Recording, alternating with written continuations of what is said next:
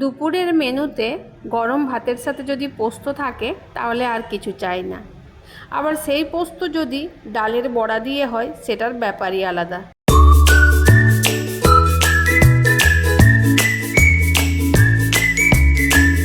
আজকের রেসিপিটা খুব সাধারণ হলেও খেতে কিন্তু অসাধারণ। আজকে আমি বানাতে চলেছি ডালের বড়া দিয়ে আলু পোস্ত। সেই জন্য দেখো এখানে আমি ছোলার ডাল 4 ঘন্টা আগে থেকে ভিজিয়ে রেখেছি।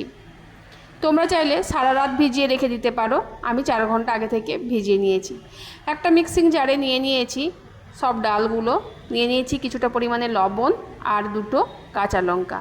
খুব ভালো করে জল না দিয়ে পেস্ট করে নিয়েছি। ছোলার ডাল একটুখানি কিন্তু ফেটে নিতে হয়, তাই আমি ছোলার ডালটা একটা পাত্রে রেখে খুব ভালো করে ফেটিয়ে নিলাম। এখানে আমার রেডি হয়ে গেছে ছোলার ডাল। এবার একটা কড়াই বসিয়ে দিয়েছি, তাতে দিয়ে দিয়েছি বেশ কিছুটা পরিমাণে সরষের তেল। তোমরা চাইলে সাদা তেলে ব্যবহার করতে পারো, কারণ অনেকেই সরষের তেলটা খায় না শরীরের জন্য। সাদা তেলটা দিলে কি হবে, এর যে স্বাদটা সেটা কিন্তু সম্পূর্ণ আসবে না। তো শরীরের আগে মানুষের কিচ্ছু নয়, যদি শরীরে না চায় তোমাদের এই তেলটা, তাহলে কিন্তু তোমরা সাদা তেল দিয়েই বানিয়ে নিতে পারো। তো বন্ধুরা, এখানে ডালের বড়াগুলো খুব ছোট ছোট আকারে আমি কিন্তু ভেজে নিয়েছি।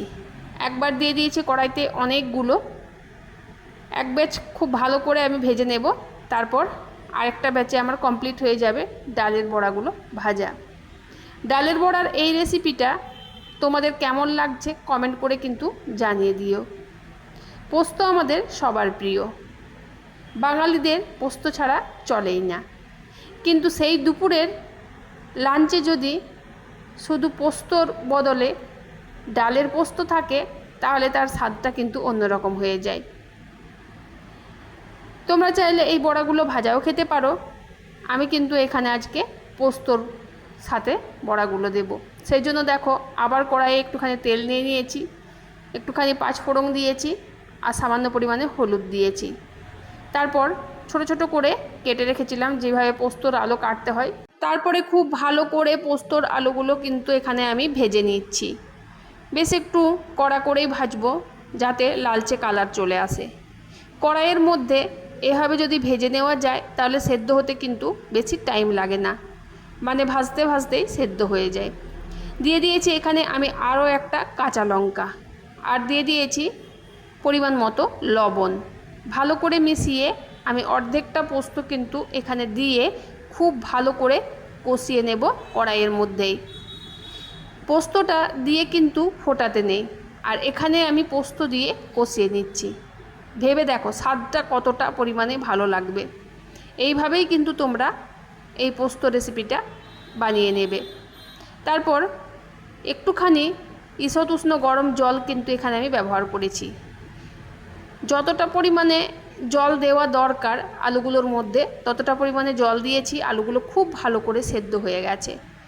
তারপরে ভালো করে একটু নেড়ে চেড়ে কতগুলো আলু এখানে ভালো করে ভেঙে নিয়েছি। তারপরে আরও যে পোস্তটা ছিল সেটা দিয়ে দিয়েছি, আর তার সাথে আরেকটু জল দিয়েছি। একটু গ্রেভিটা বেশি করেই রেখেছি, কারণ এই ডালের বড়াগুলো দিয়ে দিলে একটু পরেই কিন্তু গ্রেভিটা শুকিয়ে আসবে, তাই আমি দিয়ে দিলাম আর ভালো করে মিশিয়ে নিলাম। আর তারপর এখানে ফুটতে দেব।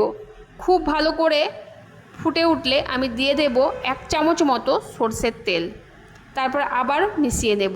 এই সময় কিন্তু একটু খেয়াল রাখতে হবে যাতে বড়াগুলো ভেঙে না যায়, খুব সেই জন্য হালকা হাতে আমি মিশিয়ে নিয়েছি। আর তারপর দেখো আমাদের রেডি ছোলার ডালের বড়া দিয়ে আমাদের পোস্ত।